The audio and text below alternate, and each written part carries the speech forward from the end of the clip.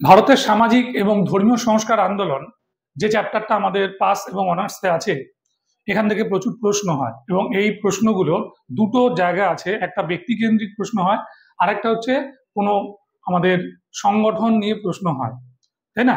যেমন ধরো ব্রাহ্ম সমাজ বা ব্রাহ্ম সমাজের উপরে অনেক রকম প্রশ্ন হতে পারে, যে সাধারণ ব্রাহ্ম সমাজ কে তৈরি করলো, বা ব্রাহ্ম সমাজ কে তৈরি করলো, বা আদি ব্রাহ্ম সমাজ কে তৈরি করলো, সেটা একটা হতে পারে। আবার ব্যক্তিকেন্দ্রিক প্রশ্ন হয় যে ব্রাহ্ম সমাজ আন্দোলনের সর্বশ্রেষ্ঠ নেতাকে, বা সর্বভারতীয় আন্দোলনে ব্রাহ্ম সমাজের সর্বাপেক্ষা মুখ্য ভূমিকা কে নিয়েছিলেন, এই যে কেশবচন্দ্র সেন। এই যে উত্তরটা হলো, তখন ব্যক্তিকেন্দ্রিক হলো। এইটা তোমরা ভালো করে খেয়াল রাখবে। যাই হোক, আমরা এখান থেকে একটু দেখাতে শুরু করছি যে সামাজিক ধর্মীয় সংস্কার আন্দোলন, যেখানে পুরো রাজা রামমোহন রায়, বিদ্যাসাগর, আমাদের ডিরোজিও এবং স্যার সৈয়দ আহমেদ খানকে ইনক্লুড করা হয়েছে। এবং এই আন্দোলনের প্রথম জায়গাটা এসছে অবশ্যই ব্রাহ্ম সমাজ। ব্রাহ্ম সমাজ বলবার আগে তোমাদের খুব ভালো করে জানতে হবে যে সবার আগে যেটা ছিল সেটা হচ্ছে আমাদের 1815 খ্রিস্টাব্দে রাজা রামমোহন রায় তৈরি করেছিলেন প্রার্থনা সমাজ। এই প্রার্থনা সমাজ কি বলছি, সরি, আমাদের আত্মীয় সভা তৈরি হয়েছিল।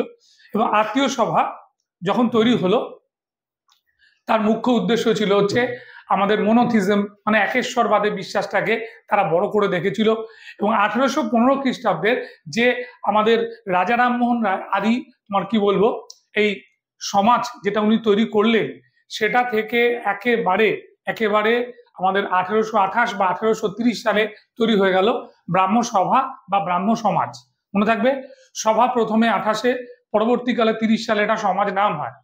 এবং এই ব্রাহ্ম সমাজে যিনি ফাউন্ডার প্রেসিডেন্ট ছিলেন, আমাদের প্রথম সভাপতি যিনি ছিলেন, তার নাম ছিল রামচন্দ্র বিদ্যাবাগীশ, এবং যিনি প্রথম সম্পাদক হন তার নাম তারাচাঁদ চক্রবর্তী। এই দুটো নাম তোমরা মনে রাখবে স্কুল সার্ভিস পরীক্ষার জন্য, এটা খুব ইম্পর্টেন্ট প্রশ্ন। এবার আমি আগেই বলেছিলাম আত্মীয় সভাতে যা বলা হয়েছিল ব্রাহ্ম সমাজে তার থেকে অ্যাডভান্স কিছু বেশি বলা হয়েছিল। ঠিক, মানে আত্মীয় সভা এটার হচ্ছে একেবারে মূল বেস, তাই তো, মূল গঠন, আর এটা হচ্ছে একটা পরিণত রূপ। রাজা রামমোহন রায় এখানে আমাদের শুধুমাত্র একেশ্বরবাদে বিশ্বাসের কথাই বলেননি, ঠিক আছে? উনি যেটা বলেছিলেন সেটা হচ্ছে বিভিন্ন ধর্মের সমন্বয়, তার ভালো জায়গাগুলো তুলে ধরেছিলেন। ঠিক, প্রেজুডিস যে কুসংস্কারগুলো আমাদের মধ্যে রয়েছে সেগুলো উনি ছাড়তে বলেছিলেন। ঠিক, এবং ব্রাহ্ম হতে গেলে ব্রাহ্মণ হতে হবে এমন কোনো ব্যাপার নেই। মানে যিনি সেই জ্ঞান অর্জন করেছেন, মানে ব্রহ্ম জ্ঞান লাভ করেছেন, তিনি ব্রাহ্মণ, এটাও তার একটা মুখ্য উদ্দেশ্য ছিল এটা বলার। ঠিক আছে, মনে থাকবে। এবার এই ভদ্রলোক ব্রাহ্ম সমাজ যখন তৈরি করলেন 1830 সালে, তার 3 বছর বাদে 1833 সালে কিন্তু মারা যান। ঠিক, এবং 33 সালে যখন মারা যান তখন নিশ্চয়ই তোমরা জানো উনি কিন্তু আমাদের এই ইংল্যান্ডে মারা গিয়েছিলেন, ইউকেতে, এবং ওনার সমাধি ব্রিস্টলেই আছে। তাহলে একটা গ্যাপ তৈরি হলো যে এই ব্রাহ্ম সমাজ কে চালাবে। তখন এই ব্রাহ্ম সমাজকে চালানোর জন্য যে ব্যক্তি এসেছিলেন তার নাম দেবেন্দ্রনাথ ঠাকুর। ঠিক, তাহলে আমরা 19 শতাব্দীর 40-এর দশকে তাকে আমরা অ্যাক্টিভ হতে দেখি, এবং তিনি এই দলটা চালাতে শুরু করেন। এবং এই ব্রাহ্ম সমাজটা উনি যখন চালাতে শুরু করেছেন, ঠিক সেই সময় তিনি তার একজন খুব ভালো সহকারীকে পেয়ে যান, যার নাম কেশবচন্দ্র সেন। 1857 খ্রিস্টাব্দে কেশবচন্দ্র সেন ব্রাহ্ম সমাজে যোগ দেন, এবং ব্রাহ্ম সমাজে যোগ দেওয়ার পরে দেবেন্দ্রনাথ ঠাকুর রীতিমতো কেশবচন্দ্র সেনের উপর নির্ভর করতে থাকেন।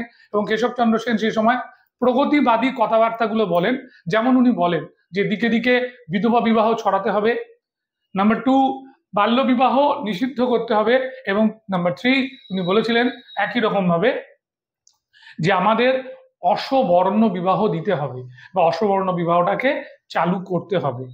এই কথাগুলো খুবই প্রগতিবাদী।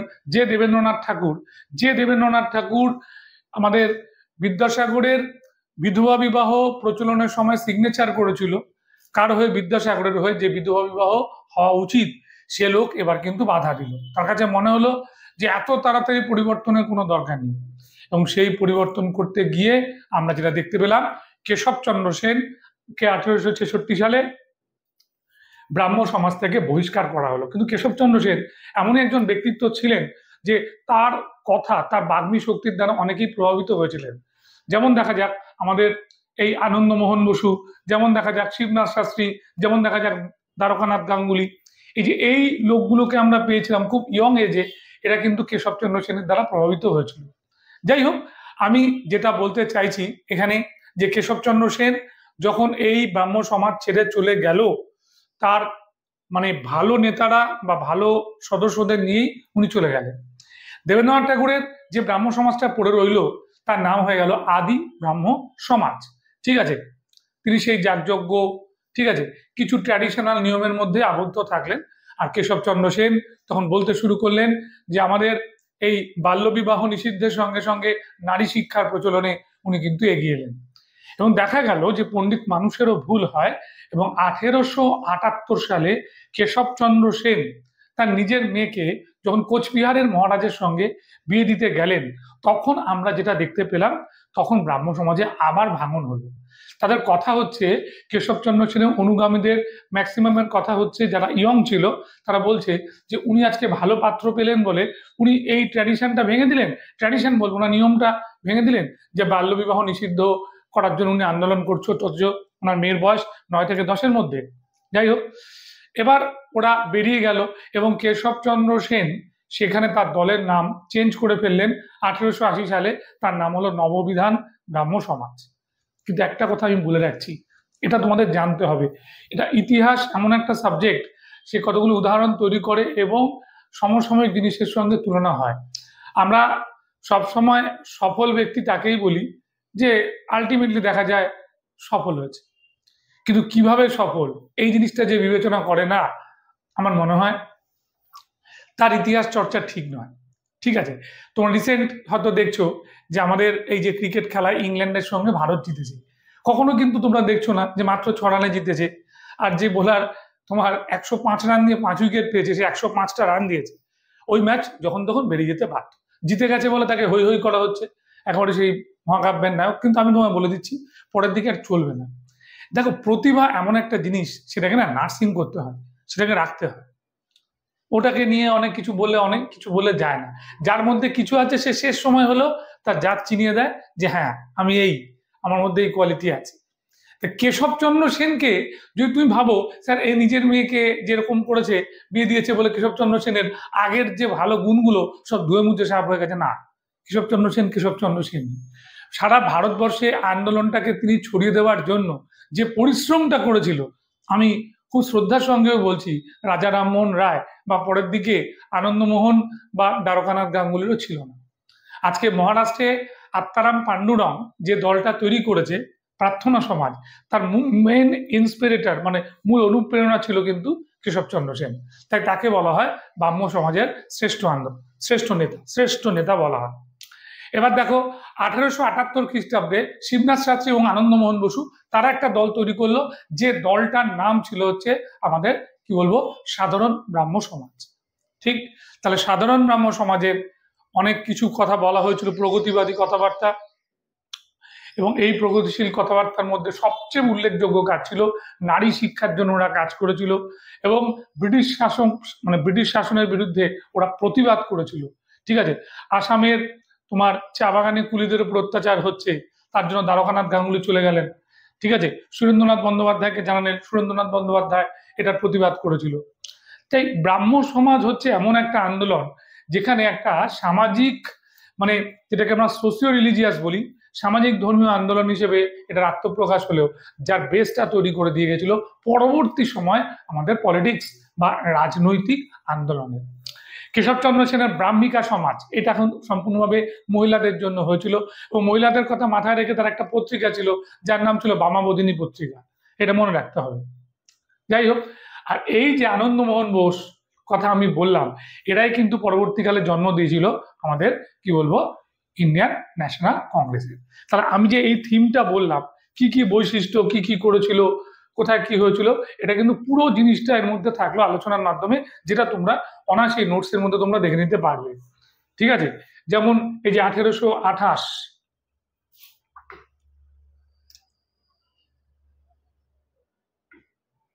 ঠিক আছে, এই যে 1828, এটাকে তোমরা ভালো করে দেখবে, এবং এইটা তোমরা দেখবে যে আবার 1830 সালে এটা সমাজে পরিণত হয়েছে। ঠিক, এই যে পৌত্তলিকতা পরিত্যাগ করে নিরাকার পরম ব্রহ্মের উপাসনা, একেশ্বরবাদের প্রচার।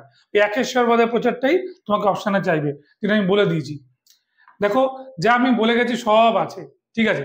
ব্রাহ্ম ধর্মের সনাতন রূপটাকে ধরে রাখতে চেয়েছিল আমাদের দেবেন্দ্রনাথ ঠাকুর, যাকে বলা যায় যে কপিবুক রামমোহন হতে চেয়েছিলেন তিনি, ঠিক আছে। ব্রাহ্মিকা সমাজ কেশবচন্দ্র সেন, এটা ব্রাহ্ম মহিলাদের জন্য একটা সংগঠিত করতে উনি এই দলটা তৈরি করেছিলেন। এগুলো দেওয়া আছে। সাধারণ ব্রাহ্ম সমাজ, ভারতবর্ষীয় ব্রাহ্ম সমাজ সব বলে দিয়েছি। এর মধ্যে একটা নাম মনে রাখবে, দুর্গামোহন দাস। দুর্গামোহন দাস সাধারণ ব্রাহ্ম সমাজের সদস্য ছিল, আর দ্বারকানাথ গাঙ্গুলি ছিল। এই দুটো নাম তুমি পাবে। এই দুটো নাম সম্পর্কে বলে দিই। দুর্গামোহন দাসের দুটি মেয়ে ছিল অত্যন্ত উচ্চ শিক্ষিতা।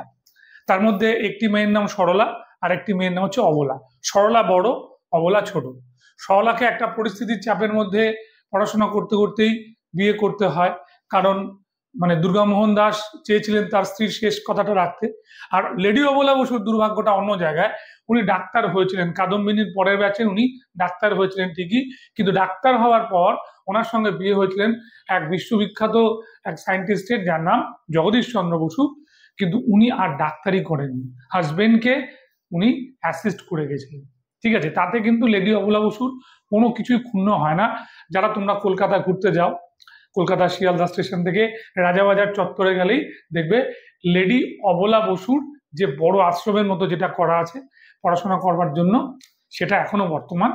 আমি সপ্তাহে একদিন করে সেখানে পড়াতে যাই, এবং আমি ওখানে অনেক কিছু জেনেছিলাম। ওখানের সবকিছু ওই আর্কাইভের কাগজপত্র যিনি আছেন উনি আমাকে দিয়েছিলেন পড়তে, পড়ে পড়ে আমি জেনেছিলাম। তা এটা জানবে তুমি, ঠিক আছে। সেই সময় ঊনবিংশ শতকের যারা নবজাগরণের প্রতিকৃত এই মানুষগুলো থাকবে, অবশ্যই থাকবে। এই যে কিরাকারা বীতশ্রদ্ধা অনুগামীদের প্রতিবাদ, বিশেষ করে হচ্ছে তোমার হচ্ছে ওই যেটাকে বলে বাল্য বিবাহ, নিজ কন্যার বাল্য বিবাহ, মনে থাকবে? হলো, বেশ। এবার নববিধান ব্রাহ্ম সমাজের কথা আমি বলে দিয়েছিলাম। সেটা হচ্ছে আমাদের এই কেশবচন্দ্র সেন নিজে করেছিল সর্বধর্ম সমন্বয়ের আদর্শ প্রচার করা। এইখানে কিন্তু উনি আর কোনো ধর্মকেই ছোট করেননি, সব ধর্মকেই একটা যেটাকে বলবো টলারেন্স, সহিষ্ণুতা, সমন্বয়, এই কথাগুলো উনি বলেছিলেন। এবার আসছে একটা গ্রেট প্রার্থনা সমাজ। প্রার্থনা সমাজের কথা আমি বলতে গিয়ে বলে দিই যে আত্মারাম পাণ্ডুরঙ্গ আমাদের প্রভাবিত হয়েছিল কেশবচন্দ্র সেনের দ্বারা, এবং প্রভাবিত হয়ে যখন এই দল তৈরি করলেন, সেই দল তৈরি করবার সময় উনি কিন্তু দুটো লোককে নিয়ে এসেছিল। 1870 সালে এই দুটো লোক যোগ দিয়েছিল। 1870 সালে যে দুজন যোগ দিয়েছিল, একজন হচ্ছে আমাদের ভান্ডারকর, রামকৃষ্ণ ভান্ডারকর, আর আরেকজন হচ্ছে আমাদের রানাডে, মহাদেব গোবিন্দ রানাডে। এই রানাডেই কিন্তু মেনলি যেটা ছিলেন আমাদের চালিকা শক্তি, তাই তো। তাহলে যদি বলা হয় প্রার্থনা সমাজের শ্রেষ্ঠ নেতা, ঠিক আছে, তাহলে হবে রানাডে। আবার যদি বলে যে আমাদের প্রকৃত প্রতিষ্ঠাতা বা যিনি হচ্ছেন সবকিছু আর্কিটেক্ট, মূল স্থপতি, তাহলেও হবে রানাডে। রানাডেটাকে, জাস্টিস রানাডেটাকে করে দিয়েছিলেন। অস্পৃশ্যতা, জাতিভেদ প্রথা দূরীকরণ ওরা চেয়েছিল, আর হিন্দু ধর্মের সংস্কার সাধন, সমাজ ও নারী জাতির কল্যাণ। আমি যে সময়টা কথা বলছি 67 সালে, এটা কিন্তু খুব মানে সাধারণ ব্যাপার ছিল না, তাই না। আমরা সবসময় ভুল করি কোথায়? আমাদের ভুলটা হয়ে যায় যে আমরা একটা জেন্ডারের একটা জিনিস দেখি, এই জেন্ডার বায়াসনেস থেকেই জন্ম নেয় একটা ক্ষোভ, অসন্তোষ। ওরাও শেষ কথা নয়, তোমরাও শেষ কথা নয়, পুরুষ আর নারী এরকম শেষ কথা নয়। মনে রাখবে দুজনই মানুষ, ওরা একটা নারী সত্তা, তোমার পুরুষ সত্তা। এই জিনিসটা যারা পরবর্তীকালে উপলব্ধি করেছিল তারা কিন্তু এই ভেদাভেদের মধ্যে যায়নি। তারা বহু ক্ষেত্রে দেখা গেছে নারীদের অনেক পোস্ট দিয়েছে যে তারা এটা যেন করতে পারে। এই প্রসঙ্গেই আমরা চলে আসব আরেকজন বিখ্যাত ব্যক্তিত্ব, রাজা রামমোহন রায়। 1772 বা 1774 বিতর্কের ব্যাপার তার জন্ম নিয়ে। 74-এর কথা বলেছিলেন আমাদের রাজা রমেশচন্দ্র মজুমদার, আর 72টা ইন জেনারেল। হুগলি জেলায় ওনার জন্ম হয়েছিল, হুগলি জেলার রাধানগর, স্পেসিফিক জায়গাটা হচ্ছে রাধানগর। ওনার যে বাবা বা ঠাকুরদা, বিশেষ করে ঠাকুরদার কথা বলবো, তার সারনেম কিন্তু বন্দ্যোপাধ্যায় ছিল। কৃষ্ণধন বন্দ্যোপাধ্যায়, কিন্তু উনি আমাদের কি করেছিলেন, রায় উপাধি পেয়েছিলেন, তাই রাজা রামমোহন রায়ের পদবী হয়েছিল রায়। ভালো ছাত্র ছিলেন, সুবক্তা ছিলেন, ঠিক আছে, একই সঙ্গে ভালো ছাত্র, অনেক একই সঙ্গে সুবক্তা, এই কম্বিনেশন পাওয়া খুব মুশকিল, খুব মুশকিল। দেখবে কোনো কোনো ব্যক্তি থাকে যিনি কথা বলছেন, ডাক্তার পেশায়, স্কুল মাস্টার, অধ্যাপক কিছু, দেখবে সে যখন ওই স্টেজে উঠছে সে কথা অনেক ভেবে ভেবে বলছে, হ্যাঁ আমি যা বলছিলাম এরকম ভাবে বলছে, হ্যাঁ ঠিক কোথায় থেমে গেছিলাম বলছে, তুমি জানবে সেই লোকটার কাছে তুমি পড়াশোনা করে তুমি কিছু পাবে। কেন আমি বলে দিচ্ছি, সে প্রত্যেকটি কথা চিন্তা করে বলছে, তার একদম পুরো হার্ড ডিস্কে বসানো নেই, মাথার হার্ড ডিস্কে, যেটা ফ্লুয়েন্টলি সে বলে যাচ্ছে, সেটা ওখানেই ভাবছে, বলছে। এবং দেখা যায় এরা অনেক ভালো, মানে এরা যখন কিছু সৃষ্টি করে, সময় নিয়ে হয়তো করে, অনেক ভালো কিছু করে। রাজা রামমোহন রায় এই ক্যাটাগরির ছিল না, আমি আবারও বলছি, রাজা রামমোহন রায় যেমন শিক্ষিত তেমন সুবক্তা, দুটোই। এবং রাজা রামমোহন রায় আরবি, ফার্সি, উর্দু, সংস্কৃত, গ্রিক, ল্যাটিন, হিব্রু, জার্মান, ইংরেজি, এই 12টা ভাষায় ব্যুৎপত্তি অর্জন করেছিল, ঠিক আছে, এই 12টা ভাষায় এই ব্যুৎপত্তি অর্জন করেছিল। এবং এই ব্যুৎপত্তি অর্জন করবার জন্য তার কি হয়েছিল, তার প্রচুর জায়গায় কাজের ডাক ছিল, এবং তিনি সেক্রেটারি হিসেবে জয়েন করেছিলেন কার, আমাদের মোগল বাদশাহ, যার নাম ছিল মোগল বাদশাহের আমাদের আকবর টু। এবং আকবর টু তাকে পাঠিয়েছিল কোথায়, আকবর টু তাকে পাঠিয়েছিল ইংল্যান্ডে, কারণ হচ্ছে তার পেনশন বন্ধ হয়ে গেছে, সে পেনশনটাকে ফিরিয়ে আনার একটা ব্যাপার ছিল। এবং একই সঙ্গে তার আরো একটা ব্যাপার কাজ করেছিল, সেটা হচ্ছে যে আমাদের সেই সভরেন্টি যে চলে গেছে, সার্বভৌমত্ব, তার কিছু যদি ফিরিয়ে আনা যায়। রাজা রামমোহন রায় তার পেনশন ফিরিয়ে এনেছিলেন ইংল্যান্ডে গিয়ে। 1830 সালে যখন যাচ্ছেন, তখন প্রথম বিলেত যাত্রী ব্যক্তি, ভারতের পক্ষ থেকে সরকারিভাবে প্রথম বিলেত যাত্রী ব্যক্তি হয়ে গিয়েছিলেন রাজা রামমোহন রায়। এবং তিনি সেই সওয়াল জবাব এত অসাধারণ করেছিলেন, ওখানকার মানুষ মুগ্ধ হয়ে গেছে, তাই না? মুগ্ধতা অন্য জিনিস, ঠিক আছে, মুগ্ধতা অন্য জিনিস, মানে সে মুগ্ধ করার ক্যাপাসিটি তোমাকে রাখতে হবে, সে তুমি যেই হও, ঠিক আছে, ভালো বলে হোক খারাপ বলে হোক। অনেকে তো খারাপ কিছু করে দিয়েও, মানে খুব ভালো কিছু হয়তো বলেনি, কিন্তু সেটা ভালো লেগে গেছে অপোনেন্টের, তার চাকরি হয়ে গেছে। আবার সারাক্ষণ ভালো জিনিস বলে মনোপুত হয়নি বলে সে চাকরি পায়নি। তা রাজা রামমোহন রায়ের ক্ষেত্রে কিন্তু আমি বলবো তার যুক্তিটা অনেক বেশি ছিল, তার এই যুক্তিটাকেই লোকে সমর্থন করেছিল। এবং ব্রিটিশরা তাকে চেয়েছিল যে সে যেন তোমার ভারতে না থেকে ইংল্যান্ডেই থেকে যায়। এবার রাজা রামমোহন রায় ফিরে গেলেন দেশে, এবং তখন তাকে রাজা উপাধি দিলেন কে, আমাদের এই মোগল সম্রাট দ্বিতীয় আকবর। এবং এইখানে রাজা রামমোহন রায়ের আরো কিছু জিনিস আমি চলে যাব। 1815 সালে আত্মীয় সভা, 1828 সালে ব্রাহ্ম সভা, 30 সালে ব্রাহ্ম সমাজ, তাই তো, তার একের পর এক দল তৈরি হয়েছিল। ক্যালকাটা ইউনিটেরিয়ান কমিটি তৈরি করেছিল। এখানেই শেষ নয়, রাজা রামমোহন রায় বেশ কিছু যুক্তির নিরিখে বই লিখেছিলেন, যেমন প্রিসেপ্টস অফ আমাদের জেসাস, ঠিক আছে, উনি একটা বই লিখেছিলেন। তারপরে ওনার বই ছিল অবশ্যই আমাদের আরবি ফার্সিতে ছিল।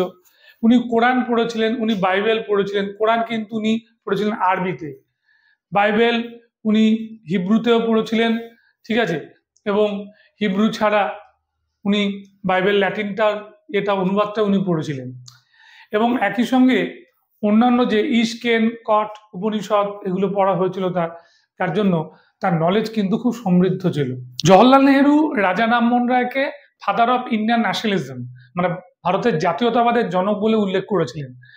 আমাদের ব্রজেন্দ্রনাথ শীল, ঠিক আছে, তাকে বলেছেন হচ্ছে এই যে বিশ্ব প্রতীক বা ভারত প্রতীক, ঠিক আছে, এই ধরনের যে আমাদের কথাগুলো বলা হয়েছিল।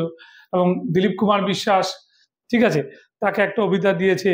তারপরে আমাদের এমনও হয়েছে যে রাজা রামমোহন রায়কে যে বাংলা সাহিত্যে যে একটা গদ্যরীতির আবির্ভাবের জনক বলে অনেকে অভিহিত করেছেন, তবে আমি এটা মেনে নেব না, এই কারণেই, কারণ প্রচুর সংস্কৃত ভাষা তার বাংলা সাহিত্য ছিল। তবে রাজা রামমোহন রায় সুসাহিত্যিক, পাশাপাশি আরেকটা কথা বলতে হবে, একজন উঁচু মানের আমাদের জার্নালিস্ট, তাই তো, যাকে বলা হয় আমাদের সাংবাদিকতা, ভারতের সাংবাদিকতার জনক, ফাদার অফ ইন্ডিয়ান জার্নালিজম, এই কথাটা বলা হয় রাজা রামমোহন রায়কে। রাজা রামমোহন রায়, ধরো মিরাতুল আকবর, ঠিক আছে, সংবাদ কৌমুদি, এই যে পত্রিকাগুলো বললাম, এই পত্রিকাগুলো একটা বড় মেসেজ ছিল এবং এই পত্রিকাগুলিতে তিনি অনেক যুক্তির নিরিখে কথাবার্তা বলেছিলেন। এবার দেখা যায় যে রাজা রামমোহন রায়কে আরো কিছু জায়গায় আমরা আনতে পারি। যেমন একটা হচ্ছে তোমার বলা যেতে পারে যে রাজা রামমোহন রায় গ্রন্থকার, সাংবাদিক, এটার পাশাপাশি রাজা রামমোহন রায় আর একটা মস্ত বড় কাজ করেছিলেন। সে মস্ত বড় কাজটা কি? সেটা হচ্ছে আমাদের এই ধর্ম সমন্বয়ের একটা চেষ্টা করেছিলেন এবং এই ধর্মের মধ্যে যে ভুল ত্রুটিগুলো উনি ধরিয়ে দেওয়ার চেষ্টা করেছিলেন। তাই রাজা রামমোহন রায় এক্ষেত্রে একটা প্রণিধানযোগ্য ব্যক্তি। ইংরেজি বাংলা উভয় ধরনের বই তার লেখা হয়েছিল, তবে ঐতিহাসিকরা বলছেন যে রাজা রামমোহন রায় শ্রেষ্ঠ কীর্তি 1829 সালে তিনি যখন আমাদের কি করলেন, সতীদাহ প্রথা রদ করার জন্য লর্ড উইলিয়াম বেন্টিংকে চিঠি লিখে জানিয়ে তোমার কাজটা সম্পন্ন করেছিলেন, তাই তো। এবং 1829 সালের এই কাজের পাশাপাশি রাজা রামমোহন রায় এটাও চেয়েছিলেন যে বিচার সভার আমাদের কি করতে হবে, জুরি প্রথার প্রচলন করতে হবে, ঠিক আছে।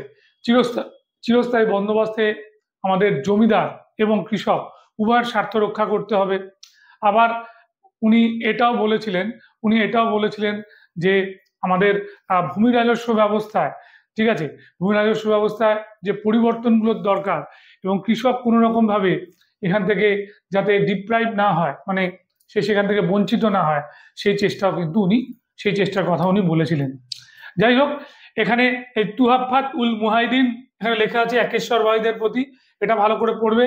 এবং উপনিষদ, বেদ, নিউ টেস্টামেন্ট, এটা বলেছিলাম ওল্ড টেস্টামেন্ট হিব্রু ভাষায় তার সময় রচিত হয়েছিল। এবং এই যে প্রিসেপ্ট বা পারসেপ্ট অফ জেসাস এই গ্রন্থটার কথা বলেছিলাম, তাকে বেনথামপন্থী ধর্মনেতা বলে অভিহিত করেছিল। সনাতন হিন্দু পণ্ডিতদের পৌত্তলিকতা বিরোধী তর্কযুদ্ধে পরাস্ত করেছিলেন। এই যে উৎসবানন্দ বিদ্যাবাগীশের চেয়েও অনেক বেশি ইম্পর্টেন্ট এই লোকটার নাম রাধাকান্ত দেব, আর মৃত্যুঞ্জয় বিদ্যালঙ্কারকে উনি পরাস্ত করেছিলেন, ঠিক আছে। আবার দেখো এই যে যেটা বলেছিলাম ইস্কেন এটা কণ্ঠ হয়ে গেছে, মান্ডুক্য, মন্ডুক, এগুলো 5টি প্রধান উপনিষদের বঙ্গানুবাদ করে মতবাদ প্রচার করেছিল, ঠিক আছে। আকবর বাদশাহ তাকে রাজা উপাধি দিয়েছিল। উইলিয়াম অ্যাডাম আর দ্বারকানাথ ঠাকুরের সহযোগিতায় ক্যালকাটা ইউনিটেরিয়ান কমিটি তৈরি করেছিল। এমনকি রাজা রামমোহন রায় জড়িয়ে গিয়েছিলেন আমাদের ভারতের যেটা বলবো হিন্দু কলেজ প্রতিষ্ঠায়, তাই তো। কিন্তু শেষ মুহূর্তে নাম সরিয়ে নিয়েছিলেন, এটাও মনে রাখবে, যেটা 17 সালে হয়েছিল। আত্মীয় সভা বলেছি, তাই তো। ব্রাহ্ম সভা সচিব তারাচাঁদ চক্রবর্তী, আর প্রেসিডেন্ট কে ছিল, রামচন্দ্র বিদ্যাবাগীশ, সভাপতি।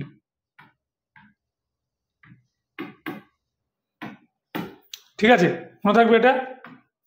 এবার দেখো তারপরে এইখানে এই লর্ড উইলিয়াম বেন্টিং এগুলো বলেছি, সতীদাহ প্রথা বলে দিলাম। আচ্ছা, এইবার দেখো এইখানটাতে দেখতে হবে এই যে রামমোহন নারীদের স্বামীর সম্পত্তিতে অধিকারের সমর্থনের জন্য একটা পুস্তিকা রচনা করেছিল, এটাও তার একটা গ্রেট কাজ ছিল। সংবাদ কৌমুদি, বেঙ্গল হরকড়া, সমাচার দর্পণ, এগুলোরা তোমার কি করেছিল, লিখেছিল। ফ্রেন্ডস অফ ইন্ডিয়া লিখেছিল। অ্যাপিলস টু খ্রিস্টান পাবলিক, ঠিক আছে। এটা রামমোহন রায়ের একটা অসাধারণ বই। এবং এখানে বলে দিই, অলৌকিক মতবাদ বা ত্রিতত্ত্ববাদের উনি সমালোচনা করেছিল, ঠিক। আলেকজান্ডার ডাফকে উনি অনুপ্রেরণা দিয়েছিলেন জেনারেল অ্যাসেম্বলিজ তৈরি করবার জন্য, যেটা পরবর্তীকালে স্কটিশ চার্চ কলেজ হয়েছিল, ঠিক আছে। আচ্ছা, এবার দেখো ইন্ডিয়ান একাডেমি হয়েছিল রামমোহনের উদ্যোগে। মিরাতুল আকবর বলেছি, সংবাদ কৌমুদি বলে দিয়েছি, মনে রাখবে।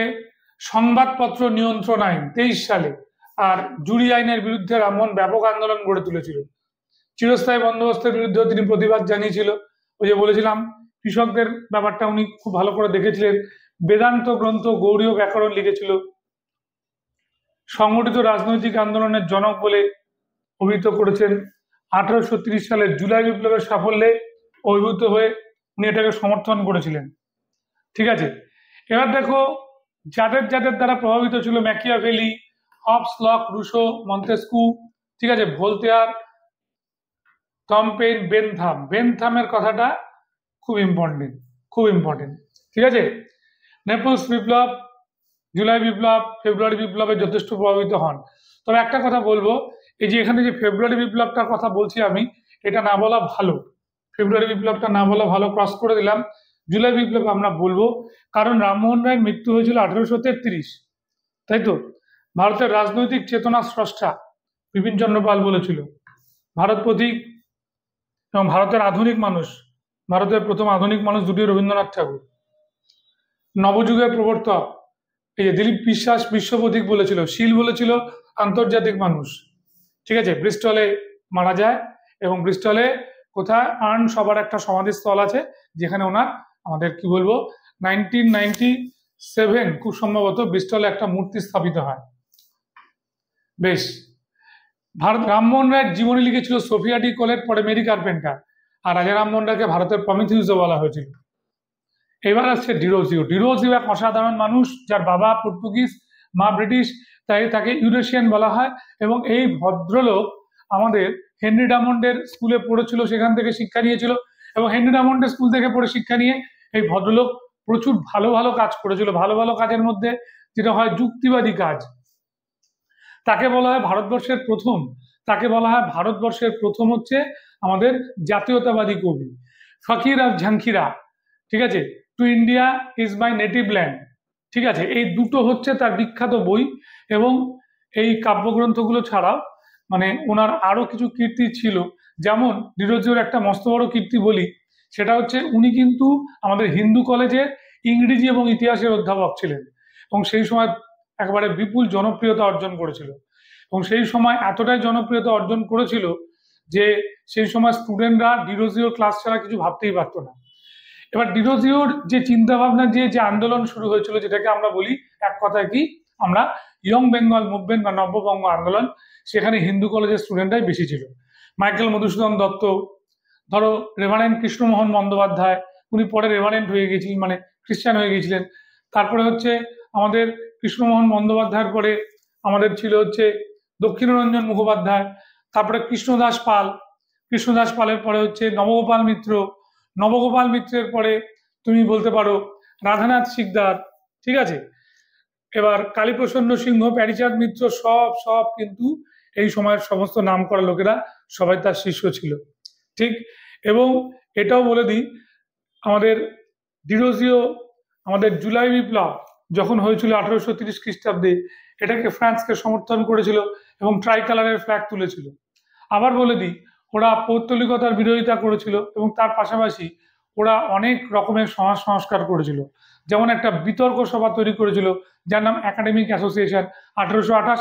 এবং বিখ্যাত বিখ্যাত যে পত্রিকাগুলো ছিল ডিরোজিও বিশেষ করেছে পার্থেনন, তাই তো। পার্থেনন ছাড়া আমাদের ছিল আর একটা বিখ্যাত পত্রিকা হেসপেরাস, আর একটা হচ্ছে ইস্ট ইন্ডিয়া, যেটা একটা ইভিনিং ডেইলি। এবং এই পেপারটা মেনলি তোমাকে মনে রাখতে হবে, এই পেপারটা চলতো আমাদের কিভাবে, যখন উনি হিন্দু কলেজ ছেড়ে চলে এসেছিলেন, তাই তো। এবার ডিরোজিওর যারা সদস্য ছিল, মানে শিষ্য ছিল, তারা অনেক কিছু ডিরোজিও যা বলেনি তা তারা করেছিল, এবং সেটার জন্য একটা বিরাট রকম ভাবে কি হয়েছিল, প্রত্যাঘাত বলা যেতে পারে। সেই কারণে কি হয়ে গেছিল, ডিটাচ হয়ে গেছিল বলতে গেলে তারা সমাজের কাছে একটা সমাজ বিরোধী রূপে একটা গণ্য হয়েছিল। যেমন কালীঘাটের কাছে গিয়ে যখন তার মা কালীকে বলছে গুড মর্নিং ম্যাডাম, ঠিক আছে, বা যেখানে ব্রাহ্মণরা একসঙ্গে বসেছে তাদের মধ্যে কোনো আলোচনা সভায় বা একটা যজ্ঞে, সেখানে গিয়ে বলছে যে আমরা গরু খাইবো, এগুলো কোনো দরকার নেই। যার যার ধর্ম তার কাছে, যার যার নিয়ম নীতি তার কাছে, কিন্তু তাকে আমরা আঘাত করতে পারি না। এই উগ্রতা হতে পারে না, অন্যরকম ভাবে হতে পারে, কিন্তু এই উগ্রতা হতে পারে না, ঠিক আছে।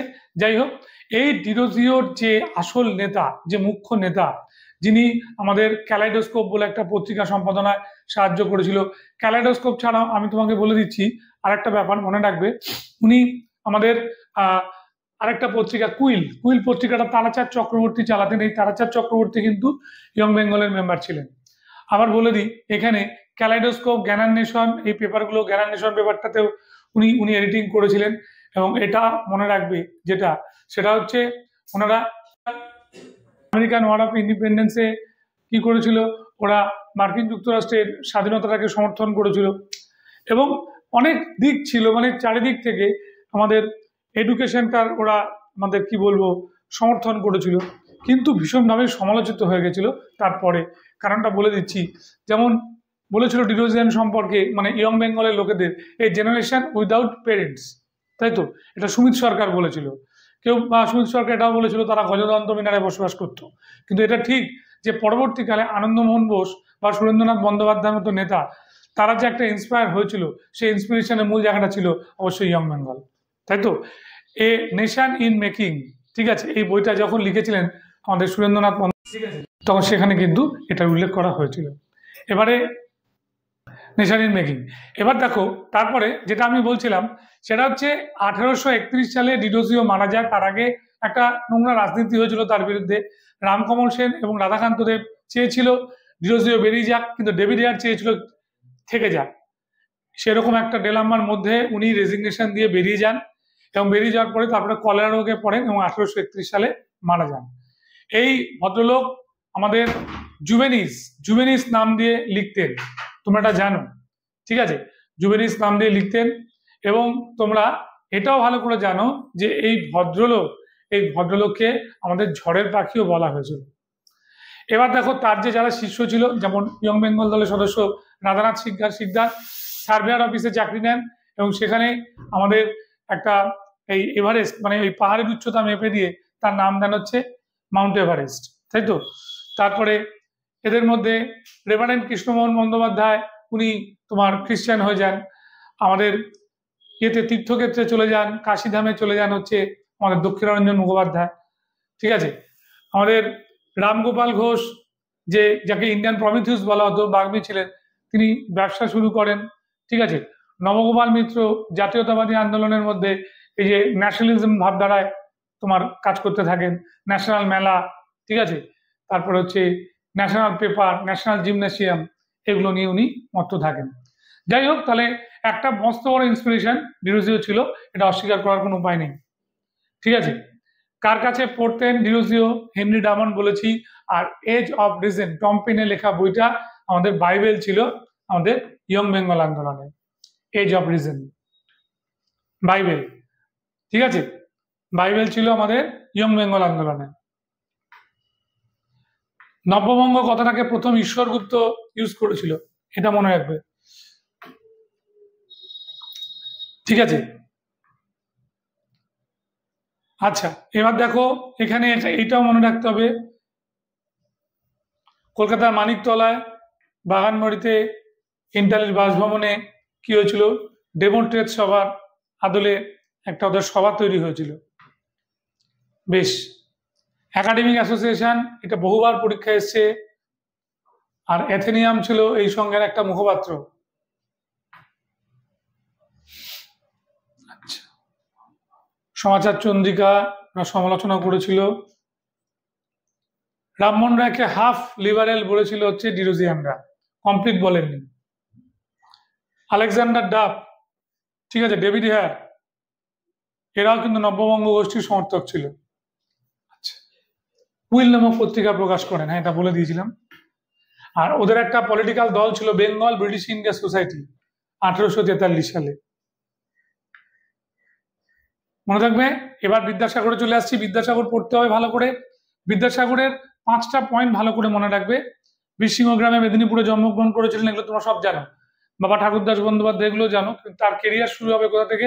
যখন তিনি 1839 সালে বিদ্যাসাগর উপাধি পাচ্ছেন, এবং এই ভদ্রলোক বাংলা গদ্য সাহিত্যের একবার নতুন ধারার একটা জনক, তাই তো? আধুনিক বাংলা গদ্য সাহিত্যের নতুন ধারার বা নতুন রীতির জনক, এটা সুশীল কুমার দে বলেছিল বিদ্যাসাগরকে। অমলেশ ত্রিপাঠী তাকে ট্র্যাডিশনাল মডার্নাইজার বা ঐতিহ্য আধুনিকতার যোগসূত্র বলেছিল। এবং ডিরোজিওর ক্ষেত্রে, এই বিদ্যাসাগরের ক্ষেত্রে সবচেয়ে বড় পয়েন্ট, তিনি আমাদের এইখানে যেখানে পড়াচ্ছেন, সংস্কৃত কলেজে পড়াচ্ছেন, সেখান থেকে তিনি তার ব্যক্তিত্বটাকে বজায় রেখেছিলেন। এবং সেইটার উপর নির্ভর করে এই যে আমাদের কি বলবো, উনি বিরাট পরিমাণে কাজ করেছিলেন। সেটা হচ্ছে স্ত্রী শিক্ষা, নারী শিক্ষা প্রচলনের জন্য প্রচুর কাজ করেছিলেন। 1849 সালে ড্রিম কোয়ার্টার বেথুন বিদ্যাসাগরের সহায়তায় তৈরি করেছিল আমাদের হিন্দু ফিমেল স্কুল, ঠিক আছে, মনে থাকবে এটা, হিন্দু ফিমেল স্কুল। এবং যেটা পরবর্তীকালে নাম হয়েছিল কি, বেথুন কলেজিয়েট স্কুল। এবং অবশ্যই বারাসাতে আমাদের কালীকৃষ্ণ বিদ্যালয়, এবং 1890 সালে নিজের মা ভগবতী দেবীর নামে আমাদের কোথায় বীরসিংহ গ্রামে তৈরি করেছিলেন ভগবতী দেবী স্কুল বালিকা বিদ্যালয়। বিদ্যাসাগরের ক্ষেত্রে আরো কয়েক পয়েন্ট আমাদের মাথায় রাখতে হবে। যেমন আমি তোমাদের বলে দিই যে বিদ্যাসাগর আমাদের বাংলায় মানে পাঠ্যপুস্তক রচনার একেবারে পথিকৃৎ। যেমন তার বর্ণ পরিচয়, তাই তো, বর্ণ পরিচয়ের পরে সংস্কৃত ব্যাকরণ কৌমুদী, তারপরে বোধোদয়, কথামালা, এই যে বইগুলো ছিল। বিশেষ করে আমি এখানে একটা বইয়ের কথা বলবো, যে অনুবাদ বই ভ্রান্তিবিলাস অবলম্বনে, কমেডি অফ এরর্স অবলম্বনে ভ্রান্তিবিলাস, বা আমাদের সীতার বনবাস রামায়ণের থেকে নেওয়া একটা অংশ, বা আমাদের যদি বলি বেতাল পঞ্চবিংশতি, এগুলো সবই অনুবাদ বই। আর মৌলিক বইয়ের মধ্যে অবশ্যই থাকবে হচ্ছে তার বর্ণ পরিচয়, ঠিক আছে, ঋজুপাঠ থাকবে, বোধোদয়, কথামালা থাকবে।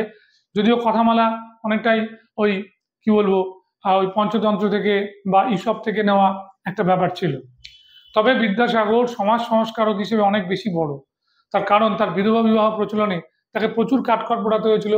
1856 খ্রিস্টাব্দে যখন তিনি এটা পাশ করছেন, তখন তিনি আমাদের পরাশর স্মৃতি থেকে যে মূল কোটেশনটা ছিল সেটাকে তুলে ধরে প্রমাণ করেছিলেন উনি, এবং প্রচুর সংখ্যক লোক তার এগেনস্টে লিখেছিল, মানে যাতে বিধবা বিবাহ না হয়। কিন্তু আমাদের লর্ড ডালহৌসি সমর্থন করেছিলেন যাতে বিধবা বিবাহ হয়। এবং তারও পরে ঈশ্বরচন্দ্র বিদ্যাসাগর যখন আমাদের লর্ড ক্যানিং এর সময় এটা পাস হয়, তখনও তাকে কম কষ্ট পেতে হয়নি। শ্রীশচন্দ্র বিদ্যারত্ন এবং কালীমতী দেবীর বিয়ে হয় প্রথম, তারপর নিজের পুত্র নারায়ণ চন্দ্রের সঙ্গে ভবসুন্দরীর বিয়ে দেন, ঠিক আছে, তাতেও তাকে কষ্ট পেতে হয়। তার পুত্র ছেড়ে চলে যায়, মানে নাতি এবং স্ত্রীকে রেখে যখন মানে কি বলবো বিদ্যাসাগর তার নাতিকে দেখে যান এবং স্ত্রীকে দেখে যান, তার পুত্র চলে যায় নারায়ণচন্দ্র, তখন তিনি পুত্রকে ত্যায্য করেন। তখন তিনি সম্পত্তি দিয়ে যান হচ্ছে নাতিকে এবং তার মানে কি বলবো নারায়ণচন্দ্রের স্ত্রীকে। এইটা হচ্ছে তার একটা দৃঢ় প্রতিজ্ঞ স্বভাবের একটা বড় উদাহরণ, তাই তো। তাকে যে বলছে ট্র্যাডিশনাল মডার্নাইজার, ঐতিহ্য আধুনিকতার যোগসূত্র, এক্স্যাক্ট এটাই তাকে বলা উচিত। বিদ্যাসাগরের পত্রিকা আছে 1858 খ্রিস্টাব্দে। বিদ্যাসাগর আমাদের বিখ্যাত পত্রিকার সম্পাদনা করেছিলেন, যে পত্রিকাটা বলতে পারো যে ফার্স্ট পলিটিক্যাল বাংলা সাহিত্যের পত্রিকা, তাই তো। মনে থাকবে দ্বারকানাথ বিদ্যাভূষণ এটা চালু করেছিল, আর এটাকে জনপ্রিয় করেছিল হচ্ছে আমাদের বিদ্যাসাগর, তাই তো। তাহলে 1858 সালের এই পত্রিকাটা তোমাদের মনে রাখতে হবে। এবার দেখো তোমাদের এরপরে যেটা বলতে হবে বিদ্যাসাগরের ক্ষেত্রে, যে উনি আমাদের 1891 খ্রিস্টাব্দে যখন মারা যাচ্ছেন, তখন তিনি কিন্তু সাঁওতাল পরগনায় দীর্ঘদিন ছিলেন, তারপর আবার কলকাতার বসতবাড়িতে ফিরে আসেন, তারপরে তার মৃত্যু হয়। ঠিক, এগুলো সংস্কৃত কলেজ থেকে বিদ্যাসাগর বললাম। মুগ্ধবোধ, এই যে সংস্কৃত ব্যাকরণ উপক্রমণিকা বা ব্যাকরণ কৌমুদী লেখেন, ঠিক আছে। হুগলি, বর্ধমান, নদিয়া 20টি মডেল স্কুল তৈরি করেন, ঠিক আছে। এই যে হিন্দু বালিকা বিদ্যালয় বলে দিলাম 1849। সংস্কৃত কলেজের মধ্যে একটি নর্মাল স্কুল গড়ে তোলে শিক্ষকদের প্রশিক্ষণের জন্য। অক্ষয় কুমার দত্ত, মধুসূদন বাচস্পতি এর দায়িত্বে ছিলেন। আচ্ছা, বাংলা ভাষার প্রথম যথার্থ শিল্পী রবীন্দ্রনাথ বলেছিল। এখানে বইগুলো সব দেওয়া আছে, ঠিক আছে। বাল্য বিবাহের দোষ, এটা বিখ্যাত প্রবন্ধ, এটা সর্বশুভকরী পত্রিকায় উনি লিখেছিলেন।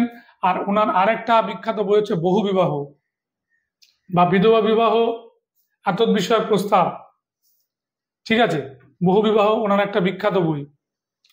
উনি বহু বিবাহ বন্ধ করার জন্য চেষ্টা করেছিলেন। বিদ্যাসাগরের টোটাল সমর্থনযোগ্য চিঠি এসেছিল 3000,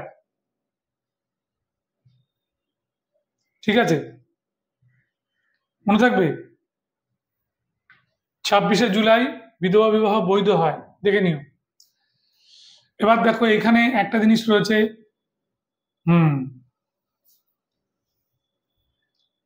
এখানে একটু মনে রাখবে তোমরা, এই যে